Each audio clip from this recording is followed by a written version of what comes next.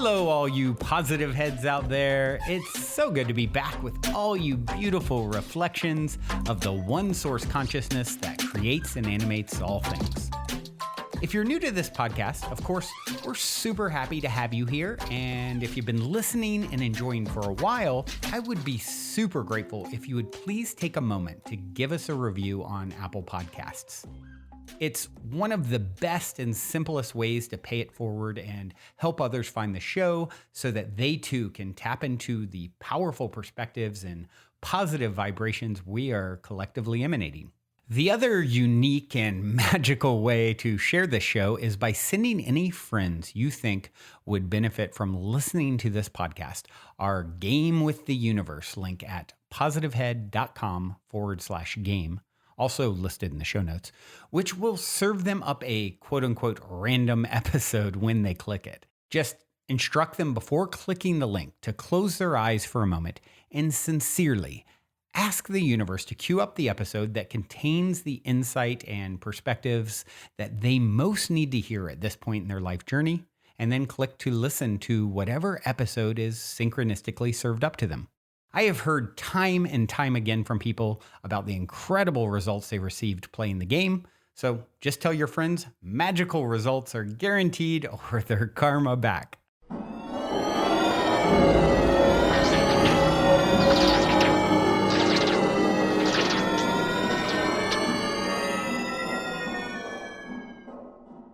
All right, all you positive heads, welcome back to another episode. So happy to be with you guys. To connect, share, grow, learn, explore. Yet again, such a pleasure, such an honor.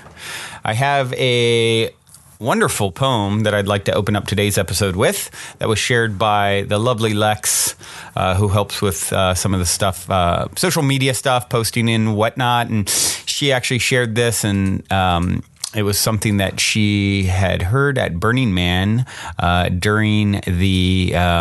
during the Dr. Bronner's Transformation event, which is pretty cool. I didn't go this year, but I've been seven years in the past, and it's basically where a bunch of people get in, like a car wash, and they wash you. So if you guys are familiar with Dr. Bronner soap, so it's like a car wash, but with naked people, and everyone gets, washed, and pretty cool, pretty popular spot on the playa, especially how dusty it is out there.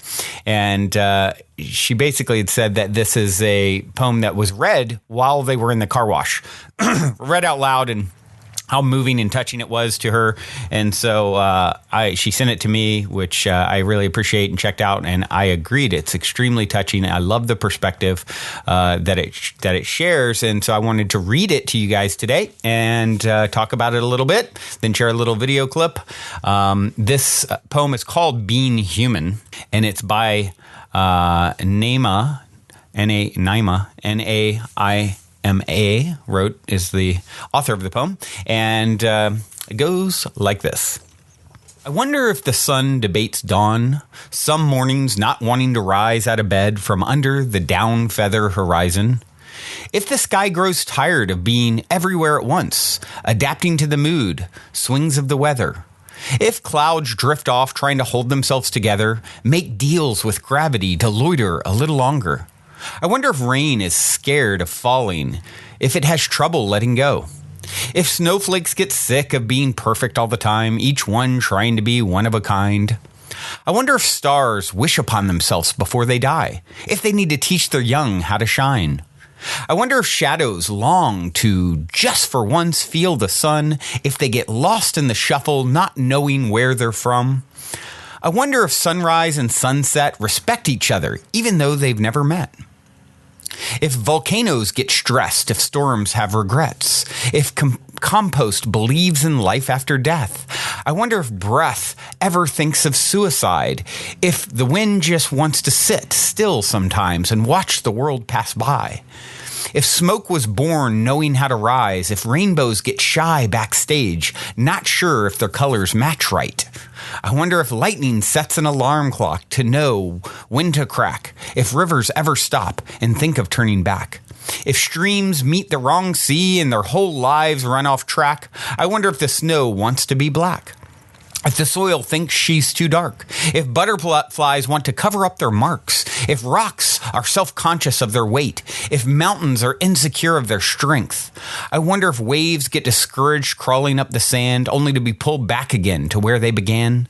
If land feels stepped upon, if sand feels insignificant, if trees need to question their lovers to know where they stand, if branches waver at the crossroads, unsure of which way to grow, if the leaves understand they're replaceable and still dance when the wind blows. I wonder where the moon goes when she is in hiding. I want to hide her there and watch the ocean spin from a distance. Listen to her, stir in her sleep. Effort give way to existence. Such a lovely poem. So grateful that Lex shared this with me, and I in turn with you guys. Isn't this such a beautiful perspective when you hold in contrast humans and all our overthinking and overanalyzing, second guessing ourselves? What should we do next? Am I right? Am I too fat? Am I too thin? Did I, sound stupid saying that? Did I, do the right thing? We're constantly in our heads and second guessing ourselves. And when you look at nature, it holds it in such stark contrast to us, how sort of unnatural we are in a sense. We're the prodigal son that's left our natural ways and non-questioning and just flowing with what is, with no judgment, no need to, for anyone or anything, including ourselves, to be anything other than what we are. And in a sense, we're the prodigal son, I would say, that's left nature and become unnatural in a sense. It's like we bit from the apple, right? Adam and Eve. And so now we're learning what we've done, and there's some gifts in the journey that we've been on into this deeper awareness of ourselves. But one of the things that I feel needs to fall away in that process is all the second guessing of ourselves, all this judging. It's just, we are a part of nature is the truth. We can think we're separate, but we're not. And if we will learn from the trees and the snowflakes and the sun and all these other parts of nature that aren't ever really questioning themselves, questioning their existence. And is there a life that animates those entities, the sun, the flowers, the trees? I believe so. And is it second guessing itself? No, it's just being. It's just being. And the appropriate title of this, Being Human. This is how we'll become more human, by becoming more like these other facets of nature that are reflections, divine reflections, and they're here as teachers for us. So what a beautiful, beautiful poem. So grateful once again to have it shared. And what I'd like to do now is play a little clip. This one, I was looking for something that was in line with the message of this poem and not second guessing ourselves. And when I was looking around, I found something from Abraham-Hicks called Stop Second Guessing Yourself. And I'm sorry, it's called Just Second Guessing Yourself. I found it on the Z Mahoon YouTube page. And it definitely touches on the subtle nuances of looking at things that come up, right? Because we're so in our head. So we have these thoughts that come up. And how do we know which thoughts to follow and which ones to let go? And that's what she goes into in this little clip. So let's take a listen. And are you refreshed? Yes. Good. Now what? This is my first Abraham seminar.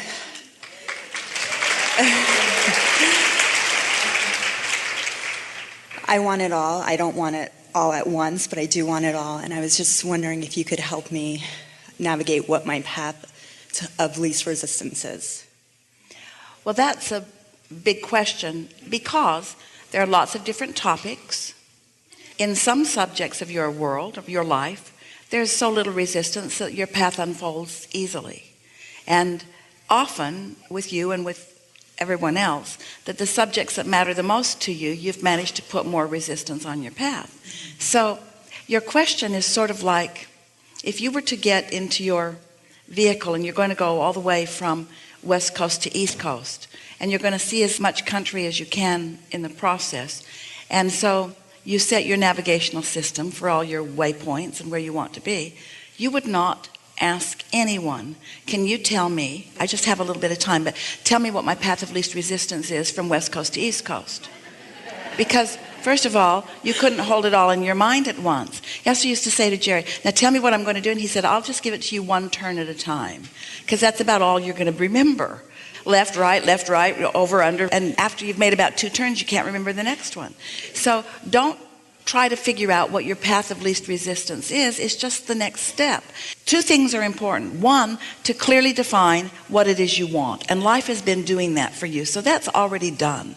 So your requests are already in place. So now the answer to your question is you must get yourself as ready as you can to hear or receive the impulses. And when you hear one or receive one, follow it. You are a master at second guessing yourself because you want to get it right the first crack out of the box every time. And we want you to all just lighten up and be more flexible and just follow your impulses and have more fun. Because you do not need, you think you do, but you do not need, you do not need. You think you do, but you do not need. You do not need, you do not want. You think you do, but you do not want. You do not want. We're just going to stay here till we have your undivided attention. You do not want a direct path to anywhere. You think you do, but you don't want the fastest route. You want the most satisfying one. The path of least resistance is the path that is the most fun, that yields the most to you, that feels the best while you're there, you see. And so you just have to feel your way along. It's like if friends ask you to go with them somewhere and your immediate response is, doesn't seem like a good idea. Don't go. Don't try to talk yourself into it. And the happier you get, the easier those ideas will flow to you as you move along. So with my acting career, I've wanted this since I was a little girl. So just... And how's it going? I just filmed a commercial. Yeah. My first one. So it's going good? Yes. But of course I want more, because when I'm there, it feels so great. So which of those 2 comments to you, because this is your guidance system and this is how you know what your path of least resistance is. So you just made 2 strong statements to us. You said, I've wanted this since I was a little girl. Feel how that feels. And then you said, I just filmed my first commercial. You tell us, when she says, I've wanted this since I was a little girl, how did that feel?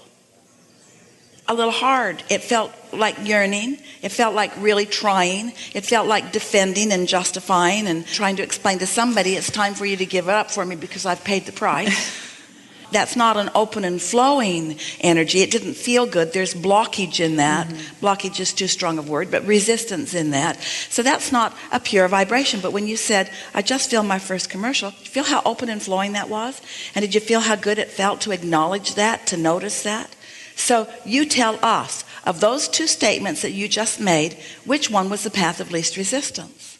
The second one. That's how you know. Yeah. That's how you know. You just make statements and see how they feel. Don't make them all at once, because then you can't tell which one you're responding to. Just hold a sentiment about something. Even talk to somebody about it. Have you ever had some gripe or peeve that you were fixated on and you decide that you're going to share it with others? And can you feel how dark it goes quickly as they all they get it and they don't blame you and they've lived that too, and by the time you're finished with lunch you just want to die?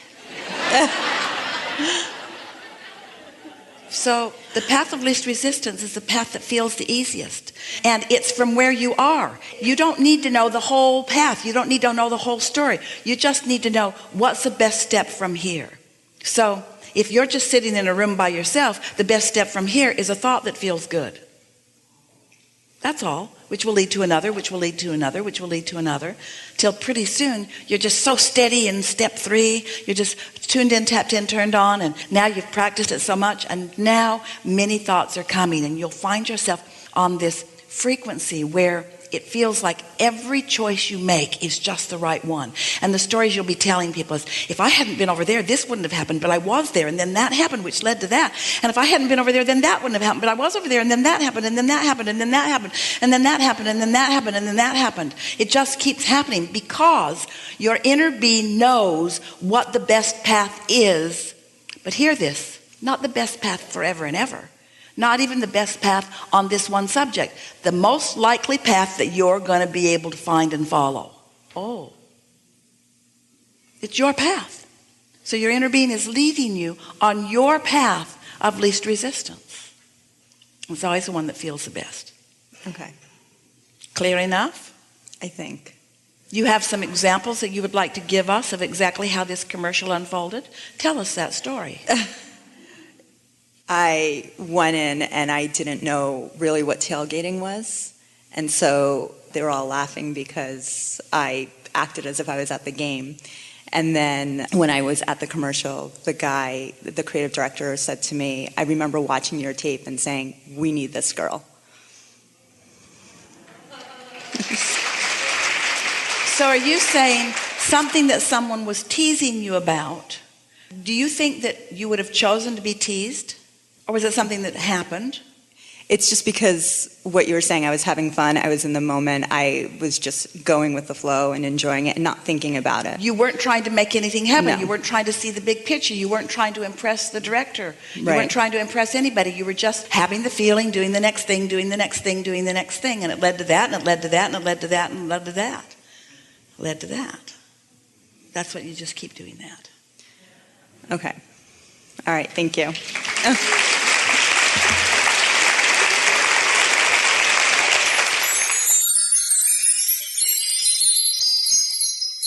Great analogy, West Coast to East Coast, right? One turn at a time. You only need to know the path in front of you, and your path of least resistance is just the next step. You know, as she said here, you've already defined what you want typically. I mean, we are redefining and adding to that, but there's so much that you've put in, as she would refer to as your vibrational escrow, right? You've desired it. It's there waiting for you to get into vibrational alignment with it, right? So there's so much there waiting for you to just match up with. And, you know, they said here, we're masters, you know, we're masters at second guessing ourselves. Get ready to receive the impulses. Once you stop that second guessing and you just get in a state to receive impulses and follow them. And you're like, well, which ones do I follow? Right? Well, she gave a great example. Which one do I give more energy to? Which lead do I continue to follow down energetically? I've wanted this since, you know, the girl who wanted to act, who is talking here. I've wanted this since I was a little girl. Okay, what is that? What is packed in there? What is that charged with? It's charged with all kinds of longing and I don't have, and it's time for me to get my due kind of thing, as you know, Abraham broke it down here. And then the other side of the same topic, I just filmed my first commercial. Oh, well, that's a totally different energy, isn't it? It's success. It's what I wanted is here. So what should I focus more on? Right? It's such a great, it makes it so easy. So make statements. I love the advice she gives here. Make statements and see how you feel. And that sort of is in your job is to kind of sift through that stuff. If something's coming up, second guessing yourself, let it go. Stop that. It's just pointless. It's, you know, find this next, because whatever has happened, if you're looking back, if you're second guessing yourself, you're sort of, you know, on something that maybe you've done a lot of times. That's what the case is. There's no point in that. It doesn't serve you in any way, shape, or form. But how often are we beating ourselves up about these second, gosh, should I have done that? Shouldn't I have done that? It doesn't matter. You're like the snowflake that fell in a certain way, and great, go with that. That it is what it is. What's next? Well, let's see. Let's sift through the thoughts that are popping up, and let's learn how to really analyze them and not just be like victim to them. Right, where they're controlling us, we realize we actually control them, and we can say, you know, yep, nope, yep, nope. And that's really our job. Instead of this pops up, oh my gosh, this is a thought and I own it and it's me and it's a part of me and I got to accept it and I've got to chase it further and I've got to, you know, double down on it and think it even more. And let me sit here and really contemplate for the next 15 minutes how, you know, fearful I am about this or that happening. And, you know, you don't have to do any of that. That's you're trained in a sense to do that, but you don't have to do that. This is your superpower. You get to say, oh, nope, that's not one that feels good. And my only job is to find the next thought that feels good. That's the best step from here. It's always leading to the next best path for you. Isn't that great to know?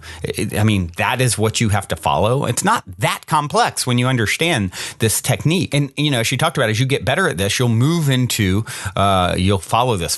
This will be your path, finding your path in this way. And you'll move into a state where every choice you make feels like the right one, and things really start unfolding for you in a way that shows that this is the technique that you want to apply in your life. If they're having thoughts that don't feel good, find a different path. There's infinite paths. The best path is the one that feels good. Your inner being knows the best path for you, and it's going to lead you. You're sort of dancing with your higher self, right? And it is going to meet you halfway. This is your end of the bargain, right? It'll fill in what comes next. You just follow these good feelings. So, well, another day in paradise. So happy to have the experience to share yet again. And I do have a track to leave you guys with. This one's called Time Traveler with 2 R's. Traveler. This is by Grizzle Boogie. Awesome song. Love, love, love, love you all. Have a wonderful day. But at that very moment, elsewhere on the base.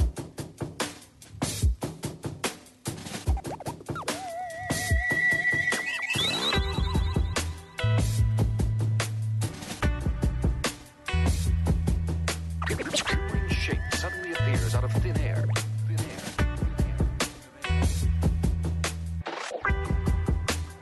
A shape that takes on human form.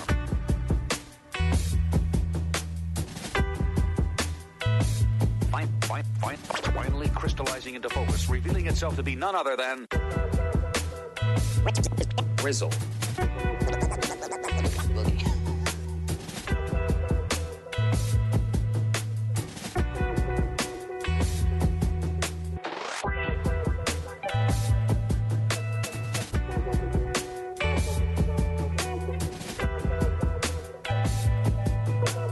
Don't just stand there. Get in. We don't have a second to lose.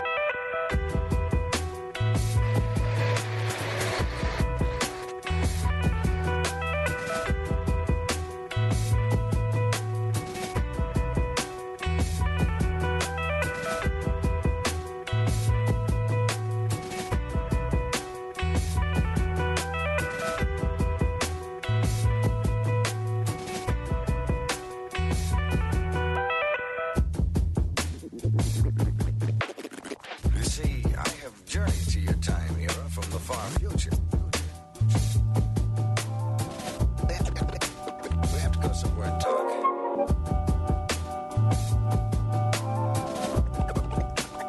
Do I look like I'm joking?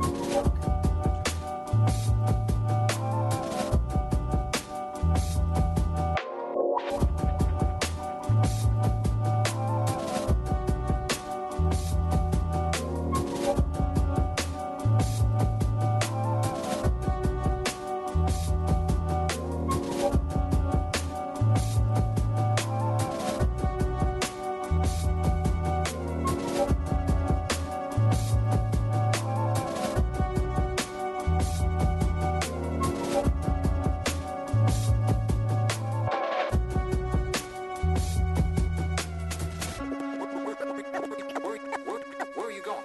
You gotta help now. Look me, Oscar. After all my time traveling,